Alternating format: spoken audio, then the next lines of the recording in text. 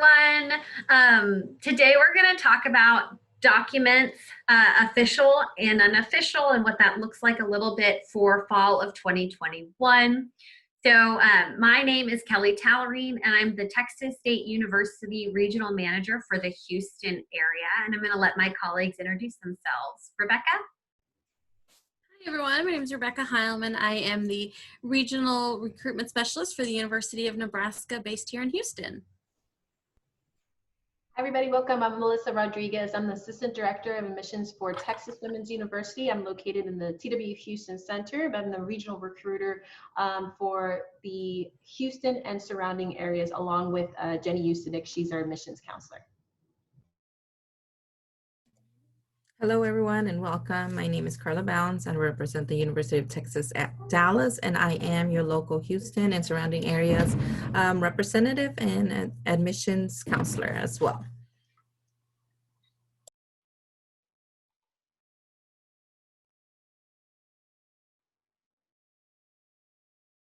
So today we are going to talk about the types of official documents that we know that y'all are definitely aware of this information, but we also want to give you a few updates regarding this news cycle, especially dealing with COVID-19. So we'll talk about the high school transcripts, the community college transcripts, and also how we are working with test scores and fee waivers. All right, so I get to talk to you about official information and documentation.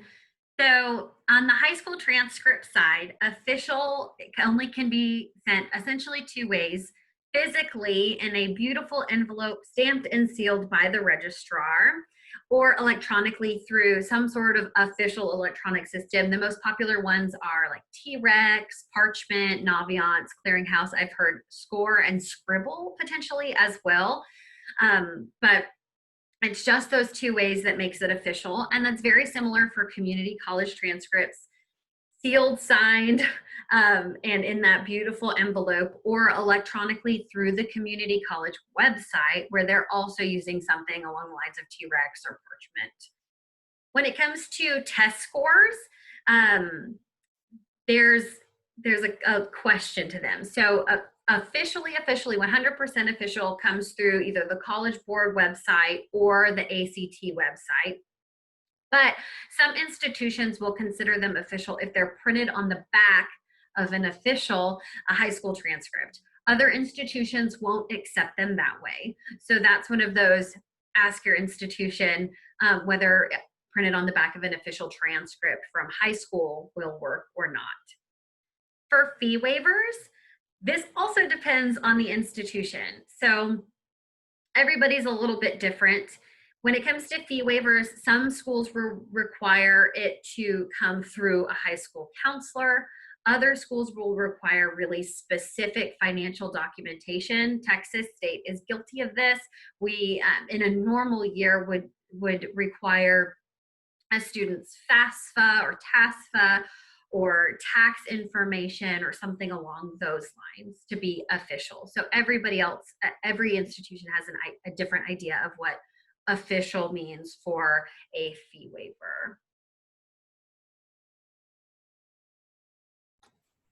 Okay, so now that we've talked about the official, what is the unofficial? And I think it's really important to know that these a lot of times will start an application. We'll take them as part of this initial review.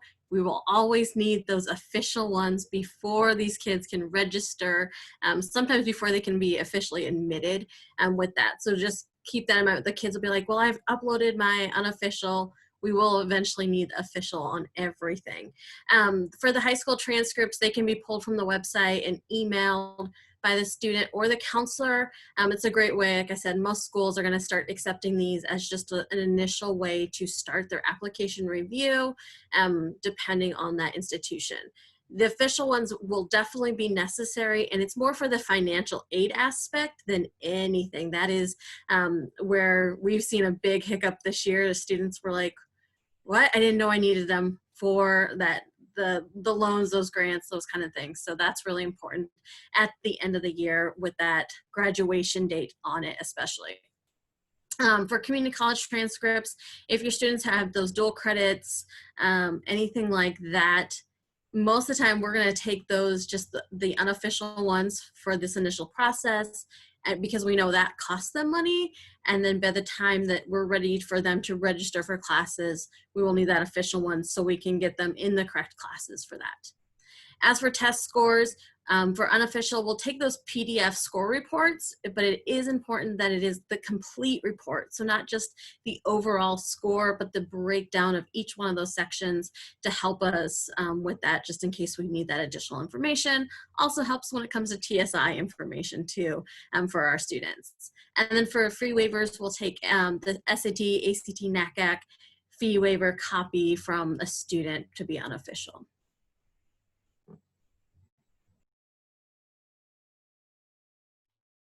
Awesome. So this is where we want to really open it up to you guys. This is meant to be a panel. So what questions do you have about this year, official, unofficial documentation? What's changed? We're happy to answer any questions you guys might have. Feel free to type it in the chat or unmute if you'd like. We're happy either way. Hi, I'm Paloma Garner from Houston ISD. Most of our students, I don't think, are going to be able to have test scores, and what I've noticed is that they can't access their fee waivers since they haven't tested yet. And that's going to put a lot of kind of pressure on counselors to submit fee waivers on behalf of students. And I'm just wondering if there's any way to track how schools are going to be receiving those. Can we add that to the HARN tracker maybe? Or it just seems like overwhelming to manage fee waivers this year. Yeah, and I think every institution is a little bit different as well, just like you said. At Texas State, for the first time ever, and for fall 2021 only, we're accepting kind of every fee waiver, SAT, ACT, NACAC, the whole nine. So take advantage of that because that's not something Texas State normally does. But we're accepting them from the students. But I know that some people on my panel have different things as well. So how else are you guys accepting fee waivers? So in regards to fee waivers, I would also encourage students to ask the universities if they're hosting any events. In particular with UT Dallas, we host our open houses for juniors and seniors, and we waive their application fee then. Now, we don't refund them. So that's one very, very key thing to note is the student can select fee waiver, attend the event, and we cross-check, and that's how they're able to get their fee waiver as well. And then at TWU, students have the opportunity to upload them into a system. So they do have to have their ID number. That's probably the only thing that would be the small catch, but it's pretty easy to maneuver and put the information and then submit it to the Office of Admissions Processing. So that way they don't have to go through too many steps to submit it. And we'll take the SAT, ACT waivers. We do not take the NACAC waiver. If I could pass. Sorry. But also ask the student to check if they, like with UT Dallas, if they can't make that open house to get that fee waiver and they don't have another one, but are still worried about it, ask the rep. I have a stack of postcards with fee waivers this year that I have been sent that I am like, what? Kids? I'm texting fee waivers to kids this year. So definitely have them reach out to the reps because we may have some of those kind of in pocket or just an easier system for them to get that fee waiver to us. I was just going to randomly add that I had learned the fee waivers for SAT are not loaded into their account. Just to let everybody know, you find them under the K-12 reports. There's two different downloads. One is the waiver number for their testing if they qualify, and the other is back, if you've been around a long time, it's back to the letter that, like the NACAC, that you fill out your information and the kids' information on top. It's back to that, and it's loaded again on your K-12 reports. Awesome. I have not seen that. Thank you. I was like, that's great information. Now Awesome. to Let's go ahead and answer that question on the chat. Can a student email the unofficial documents? I would say it varies from institution. For high school students, we're still moving forward with official documentation, unless some kind of arises or some, COVID issues, then we can look into that aspect.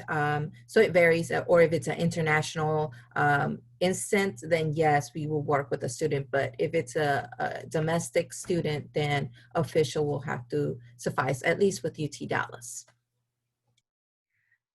At Texas State, for unofficial documentation, students can email it for fall 2021. They can email kind of whatever they need to. And at Texas Women's University, we are needing official documents in order to render a decision, but we do take I usually recommend that they do them electronically if it's an option. It'll just move things a little bit faster for them. Nebraska will take unofficial to make that application decision, and they actually self-report. But if they want to submit a transcript, because if they get a deferral or something like that, we will take an unofficial from them, and with the breakdown of grades, which really helps us, they can email that or upload it in their account. Awesome questions, you guys. Do you have any other questions?